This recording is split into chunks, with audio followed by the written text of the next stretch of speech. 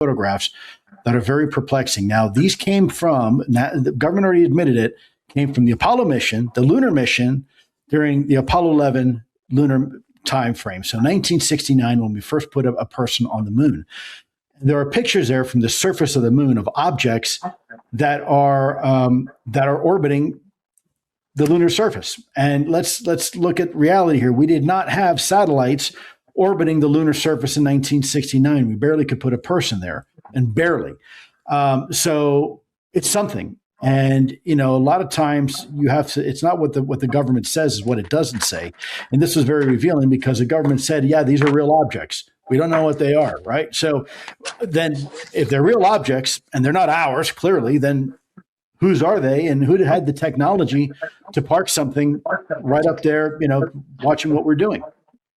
Let's put up the Apollo 17 image that we have that was released today by the Department of War. That was just Apollo 17. We have also some from Apollo 11. There's been other ones as well from later on with the space shuttle missions.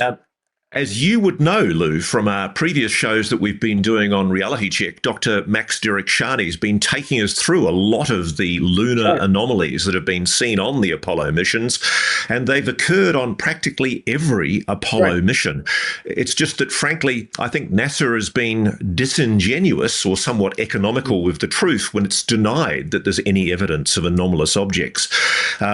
There are clearly, in the Apollo 17 image, for example, that I've just called for here, anomalous dots, 3 dots in a triangular formation in the lower right-hand quadrant of the lunar sky. And as the Department of War says, while this photo has previously been released and discussed by keen observers, the new preliminary US government analysis suggests the image feature is potentially the result of a physical object in the scene. That's right. Now, can you think of anything, Lou? You know more than most. Can you think of any prosaic explanation for a physical object that is displaying 3 triangular-shaped blue lights? Sure. Let's go down that path for a second, Ross. It is true that when we fly satellites in Earth's orbit, whether it's low Earth orbit, mid Earth orbit, or high Earth orbit, we fly them sometimes in a formation or a pattern, and we call them a constellation.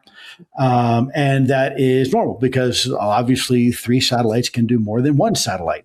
So it's not uncommon, but typically when you look at something like that or a constellation, you think of something like Starlink, right? Think of a long pearl of satellites that are in a linear fashion. As far as having some sort of satellite capability around the moon, that just simply didn't exist back in the 1960s and early 70s. Now, what was around was the lunar module, right? So you had the lunar lander, and then you had this orbiting module that basically was waiting for the astronauts to come up and rendezvous, and then you go back to Earth. Think of it as a bus stop, right, for our astronauts. So that manned orbiter was in orbit. But what you're looking at here is 3 distinct dots that, if you look carefully, do appear to show a triangle. And we do know that there are thousands and thousands of reports in the U.S. government's holding. I have personally seen many of them that discuss triangular-shaped vehicles, large triangular-shaped vehicles here on our planet that are in our controlled U.S. airspace. They seem to be able to outmaneuver any type of capability or technology we have. So you have to ask the question here, is what we're looking at something along those lines? When you really go through the entire list of things and you go through deductive reasoning, you start whittling away at what it's not. If you don't know what it is, fine, but let's talk about what it's not first, right? And so it's not a satellite, it's not the lunar orbiter, it's not a reflection off of glass or some mirror or something like that. It is potentially something real. And if it's something real, then what is it? And what is it doing over the moon? So these are the questions that obviously lead people like you and me to start asking increasingly more difficult questions. I think NASA has not been sincere in the past, and I think there's a reason for it.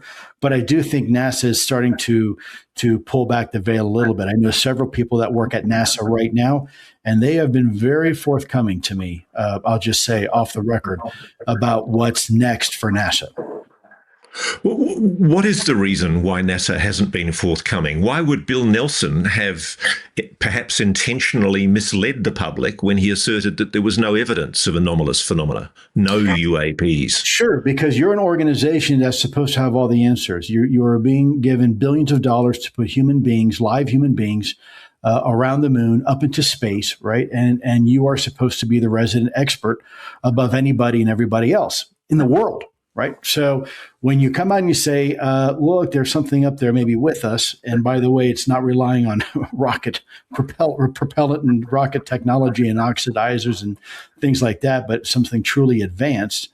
That's not a good spot for NASA to be in, because NASA is supposed to be on the leading edge, the cutting edge of space and space exploration. And if it turns out that somebody beat us to the punch, well, that's not a really good look for NASA now, is it? And so then you have a lot of what we say explaining to do, right? Or explaining to do to the American public and to the administration. You know, why is it now we're only now beginning to have this conversation? If NASA, you have had decades, which they have, decades of information on this, and your astronauts, and you've told your astronauts not to say anything.